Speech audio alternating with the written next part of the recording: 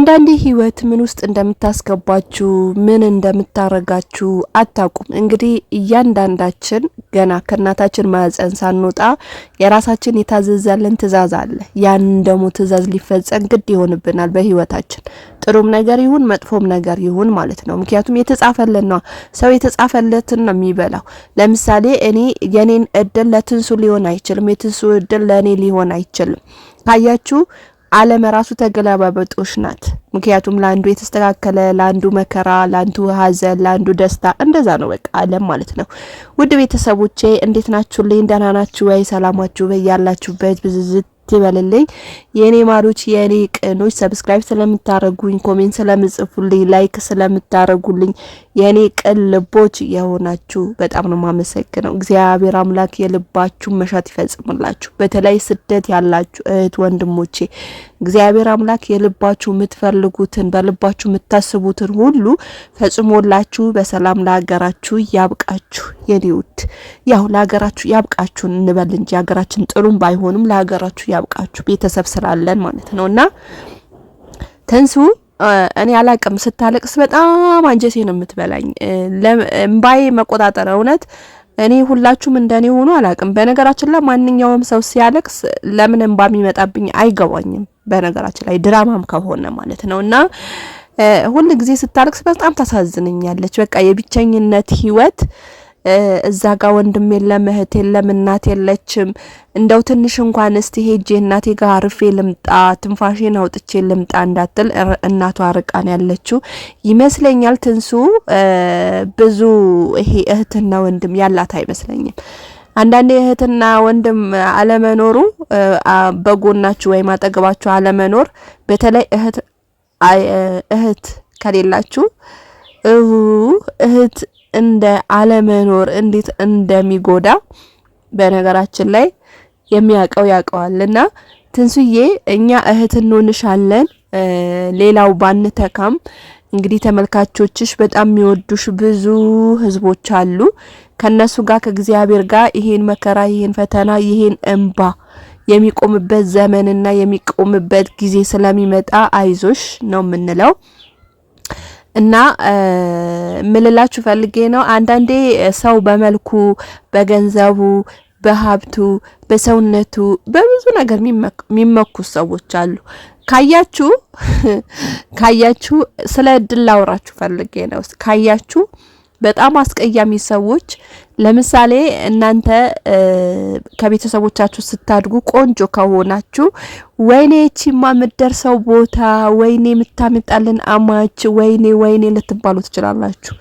ግን ሰዎች ሚሏችሁ አይደለም የምትኖሩት መከራ ውስጥ። እንደውም ያቁንጅናችሁ መከራ ውስጥ ነው የሚያስገባችሁ፣ ስቃይ ውስጥ ሁሉ ጊዜ የምታለቅሱበት ህይወት ውስጥ ነው የሚያስገባችሁ። አንዳንዴ ደግሞ አስቀያሚ ወይኔ አንቺማ ማሊያ ገባሽ ነው በቃ ቆመሽ ልትቀሪ ነው፣ በቃ ማሊያ ገባሽ ነው እንዳንቺ አስቀያሚ ማሊያ ገባ ነው ብለው ሰዎች ያማሩትብናል ማለት ነው።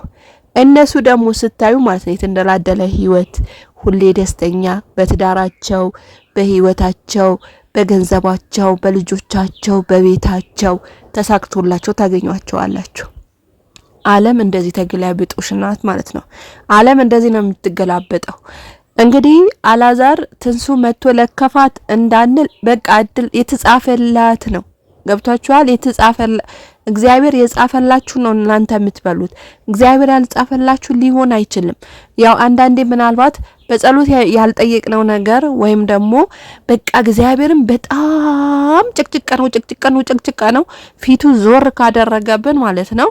ምክንያቱም እኛ እንጠብቅማ እግዚአብሔር ደግሞ እንድንጠብቅ እሱ የፈቀደው እስኪሆን ድረስ ትግስ ማድረግ ይገባናል ወይም ደግሞ ትግስ ማድረግ አለብን። ያ ትግስታችን ሲያሳጣን ማለት ነው የሆነ አንዳንዴ ጥጋብም ይሁን ይሄ ወጣትነትም ይሄ ጉርምስና ምናምን ይሁን ፍልት ይልብናል ማለት ነው። በቃ ፍልት ይልብንና በምንቆም ነገር ሲያሳጣን ማለት ነው ሰውም አንሰማም ፈጣሪም አንሰማም። በቃ ራሳችን አቅጣጫ በመራችን መንገድ እንገባና ማለት ነው ከዛ በኋላ ፈጣሪ ደግሞ ፊቱን ዞር ያረግብናል። ፈጣሪ ፊቱን ካዞረባችሁ እንግዲህ የሚገጥማችሁን እናንተ ወቁ። የሚገጥማችሁን መከራ ሁሌ ለቅሶ ነው፣ ሁሌ መከራ ነው። በነገራችን ላይ አሁን ትንሱ እንደዛ ናት እያልኩኝ አይደለም። በእርግጥ ሁሉ ነገሩ የተቸኮለ ነበረ። ትንሱ እውነት ለመናገር ሁሉ ነገሯ የተቸኮለ ነበረ። አላዛር በደንብ አላየችውም፣ በደንብ አልበላችውም። ሄለን የምትባሏ ስማርት ናት። ሄለን ዩቲዩብ ታውቃታላችሁ? እኔ እሷ ብዙ ጊዜ በቪዲዮ ስናገር ከሰማችሁ በጣም ስማርት ልጅ ናት፣ ጎበዝ ልጅ ናት ይመስለኛል። የሚመጣው ነገር ማለት ነው አስቀድማ የምታውቅ ልጅ ናት የሚመስለኝ ማለት ነው። ካያችሁ ከሄለን ጋር አላዛር ፍቅር ሊጀምር ነበር አዝማማያቸው ማለት ነው። ያ ቪዲዮ ሲሰሩ ምናምን ነገር እንደመዋደድም አድርጓቸው ነበር። አላዛር በሆነ ነገር አግኝተዋለች፣ በልተዋለች። ገባችሁ? ገገማ መሆኑ አሊጫ መሆኑ ማለት ነው በልተዋለች። የዛኔ እኛ እሷ ላይ ነበር ስንንጫጫ የነበረው። እንዴት ወንድ ልጅ ትሳደባለች? ምክንያቱም የሰደበችውን ሶሻል ሚዲያ ላይ እያመጣ አዳምጠን ነበረ ማለት ነው። አስደምጦን ነበረ እሱ እና የዛኔ በቃኛለች፣ ተለያየች። በጣም ቆራጥ ጎበዝ። እኔ ሴት ልጅ እንደዚህ ስትሆን ደስ የሚለኝ ግን በአስሩ እየመጣች እኝኝ ምትል ከሆነ እንደገና ደግሞ ይሄ በቃ ራሷን መታሰጣ ዝቅ አድርጋ እዛ ሰው ላይ መለማመጥ ምትገባ ከሆነ እሷ ሴት አይደለችም። እውነት እኔ ጠንካራ ሴት በቃ አንዴ ከቆረጣችሁ በኋላ ዞር ብላችሁ አንዳንዴ የሸናችሁ ሽንት ዞር ብላችሁ ታያላችሁ? አታዩማ። አንዴ የቆረጠላችሁ ከህይወታችሁ ማስወጣት የፈለጋችሁ ሰው እንደዛ ሽንት ነው ጣል አድርጋችሁ መሄድ ያለባችሁ፣ ዞር ብላችሁ ማየት ያለባችሁ። እና ምልላችሁ ፈልጌ ነው ትንሱ ህይወቱ ላይ ስትገባ እውነት ለመናገር በጣም ቸኩላ ነበረ። ያው ይሄን አንዳንዴ የሚያታልሉ ነገሮች እኮ ይኖራሉ። ምላስ ራሱ እኔ አላዛር በህይወቴ እንደዚህ አይነት ነገር የሚያረግ አይመስለኝም ነበረ። ከመጀመሪያ ጀምሮ የምትከታተሉ ልጆች ከነበራችሁ ዶንት ዩቲዩብ ላይ ማለትም እሸቱ ላይ ማለት ነው ይማር ነበር ስለ ዩቲዩብ ማለት ነው ኮርስ እየወሰደ ነበርና አንዳንድ ነገሮች ሲናገር በጣም ሩህሩህ ነበር ሲመስለኝ ነበር። በጣም ለሴት ልጅ የሚያዝን፣ ሴት ልጅ የሚያከብር፣ እናቱ የሚያከብር እንደዛ አይነት ወንድ እንደነበረ ነው እኔ አይምሮዬን ያሳመንኩት ማለት። እንደዛ አይነት አረመኔ ጨካኝ የሆነ አንድ ሴት አስረግዞ አስለቅሶ ይሄ ቁሳቁስ ከቤቱ የሚያስወጣ አሊጫ መሆኑን እውነት ለመናገር ገምቼው አላውቅም። እንደዚህ ቦርኮ በእናቱ የሚመራ ትዳር በእናቱ የሚመራ እናቱ አልጋ ላይ ተኛ ስትለው ሚተኛ፣ ተነስ ስትለው ሚነሳ፣ ውጣ እዛ ክፍል ግባ ስትለው ሚገባ እንደዚህ አይነት አሊጫ አልመሰለኝም ነበር እውነት ለመናገር ማለት ነው። ግን ያው ሰው ስትበሉትና አብሮ ስትቆዩ አብራችሁ ስትነጋገሩ በንግግሩ ብዙ ነገር ሊገባችሁና ልትገምቱ ትችላላችሁ። ትንሱ ይብላይ ለሱ እሷ የተሸከመችው የእግዚአብሔር ስጦታ ነው፣ ማንም ማያገኘው። በጸሎት በልመና ሰማይ ወጣችሁ ምድር ቆፍራችሁ ማታገኙት ነገር ነው ልጅ። ብዙ እህቶቻችን ልጅ አጥተው የእግዚአብሔር ደጅ የሚጸኑ ብዙዎች አሉ ማለት ነው። ልጅ በምንም ነገር ማግኘት የማንችል ነው። ምናልባት ለሷ ልጅ መውለድ እግዚአብሔር ትልቅ ቦታ ሊያደርሳት ይሆናል። ልጇ የሷ መነሻ ምክንያት ሊሆን ይችላል። ምክንያቱም ልጅ ስሟ መጠሪያ ነው። ልጅ ግን ያላችሁ ነገር የሆነ ቅስማችሁ የሚሰብረው ነገር በእርግጥ አለ። ሆኖም ግን በልጇ መጽናናት ትችላለች፣ በልጇ መበርታት ትችላለች። ልጇን እያየች ነገሮቹን መርሳት ትችላለች።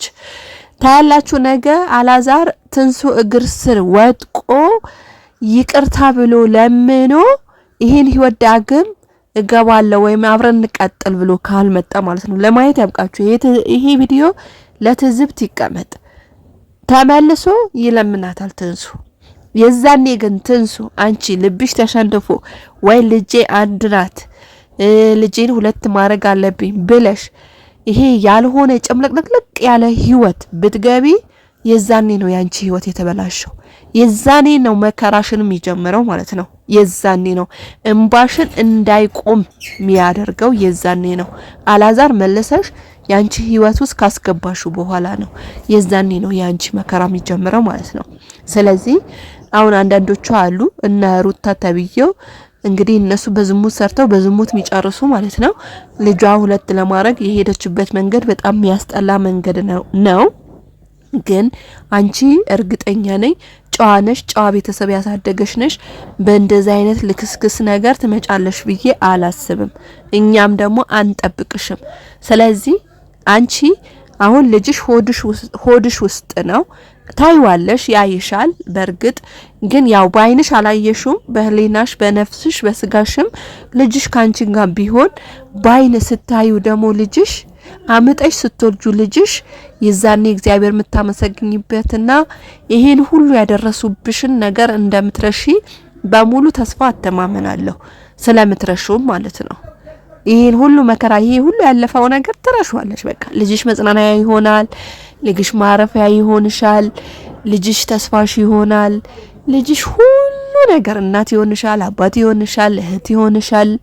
በቃ ሁሉ ነገር ነው የሚሆንሽ ልጅሽ ማለት ነው። ስለዚህ አንቺም ልብሽ እንዳይሰበር አላዛር ልጅ ብታረግጂም ባታረግጂም መፍታቱ አይቀርም ነበረ።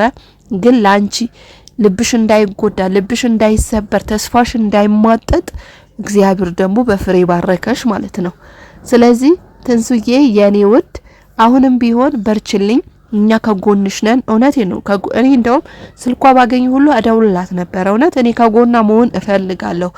ምክንያቱም ሴት ልጅ ስትበደል አልወድም። ብዙ ጊዜ እነግራችኋለሁ። የሴት ልጅ ጠባሳ አለብኝ።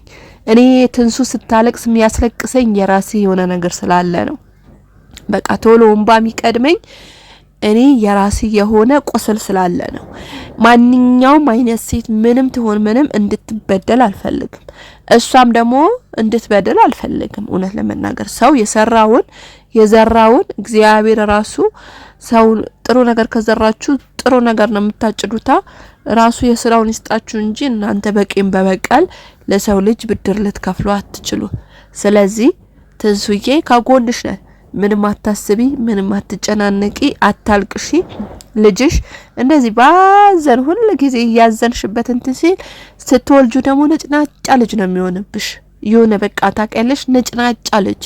ምክንያቱም አንቺ እያለቀስሽ ሁሌ በርግዝናው ጊዜ ከቻልሽ ልጅሽን መዝሙር እያሰማሽ ስብከት እያዳመጥሽ መዝሙር ከፍተሽ ሆድሽ ላይ ያረግሽ ደስ የሚል ነገር ለልጅሽ አሰሚው። በነገራችን ላይ ልጅ አያውቅም ማለት ዘብ ነው። ሆዳችሁ ውስጥ ልጅ ያውቃል። መጀመሪያ እርጉዝ ሆናችሁ ስታዳምጡት ወይም ደግሞ መጀመሪያ እርጉዝ ሆናችሁ የምታረጉት ነገር ሁሉ ከተወለደ በኋላ ያንን ነገር ነው የሚፈልገው ልጅ ማለት ነው። ለምሳሌ ቁርአን የምታዳምጡ ከሆነ እርጉዝ ሆናችሁ ከወለዳችሁት በኋላ ቁርአን ስትከፍቱለት በጣም ነው ደስ የሚለው። ስትዘጉበት እየየ ነው የሚለው ለምን ዘጋችሁብኝ ብሎ። መዝሙር የምታዳምጡ ከሆነ ስትወልዱት መዝሙር ነው የሚፈልገው። ያ የምትወዱት መዝሙር ነው የሚፈልገው። ስትዘጉት እየየ። ዘፈንም ከሆነ እንደዛው ማለት ነው። ዘፈን በእርግጥ አይመከርም። እኔ ለእርጉዝ አልመክርም በነገራችን ላይ። ምክንያቱም በቃ የተባረከ ልጅ እንዲሆንላችሁ ጥሩ ልጅ አሪያ ሆኖ እንዲያድግ ከፈለጋችሁ በየሃይማኖታችሁ የሃይማኖታችሁ ነገር ከፍታችሁ አሰሙት ለጽንሳችሁ ማለት ነው። ሁሌ እያለቀሳችሁ የምትመጡ ከሆነ ሁሌ ለልጃችሁ እያለቀሳችሁ የምታስደምጡት ከሆነ እውነቴ ነው የምላችሁ ሲወለድ በጣም ነጭናጫ አልቀሻም ልጅ ነው የሚሆንባችሁ ማለት ነው። ሰላማችሁ ብዝት ይበል። ሰብስክራይብ ላይክ ያደረጋችሁ ቤተሰቦች ይሁኑ።